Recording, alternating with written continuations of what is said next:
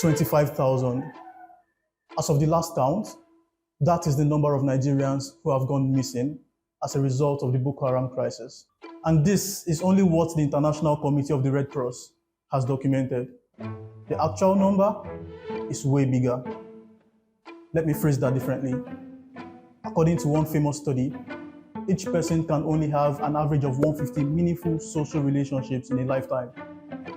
So let's imagine that everyone you are close to, everyone you will ever be close to, multiplied by everyone all of them are also close to, suddenly vanish.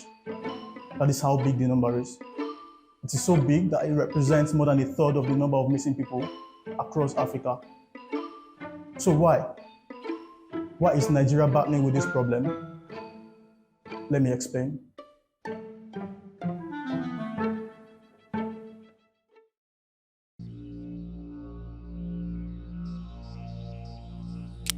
HumAngle has spent the past year researching and documenting the missing people problem. Our data collectors have spoken to over 3,600 people from 10 local government areas in Borno State with missing friends and relatives.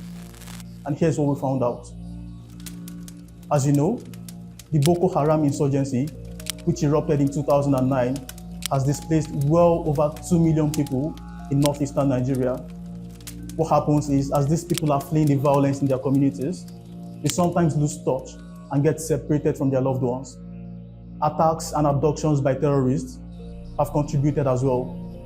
Men are conscripted, women are forcefully married, and their families have gone years without hearing from or about them.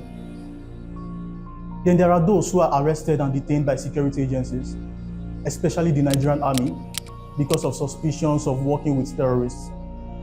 Tens of thousands of people have been detained indefinitely in this manner without an opportunity to communicate with the outside world.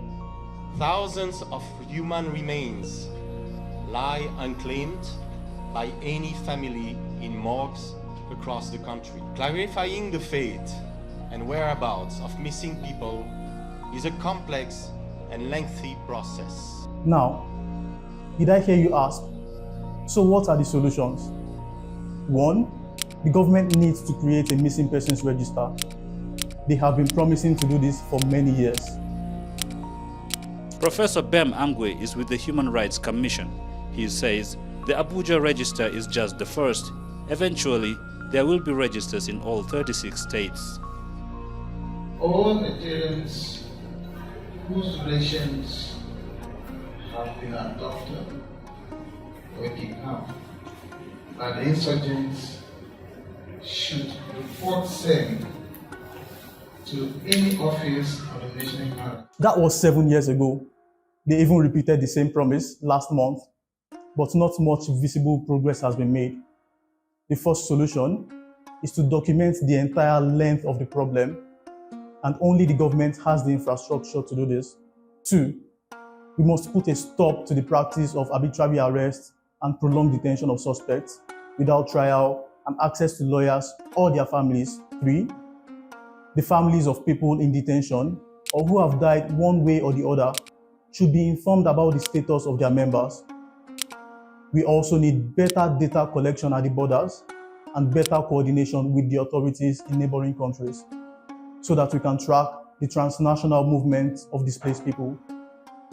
Finally, we need to have more comprehensive data about people living in the country. As recently as 2018, more than half of new babies in Nigeria were still not getting registered. Nigeria, in fact, has the highest number of children without birth certificates in Africa, according to UNICEF. In short, we can tackle this problem with better data collection and more transparent counter-insurgency processes. 25,000. Let's not forget that behind every single one of that number is a mother, father, spouse, child, sibling, or friend who has had to live with the missing person's heartbreaking absence for many years. When are they going to find their loved ones? Or at least be certain about what's happened to them?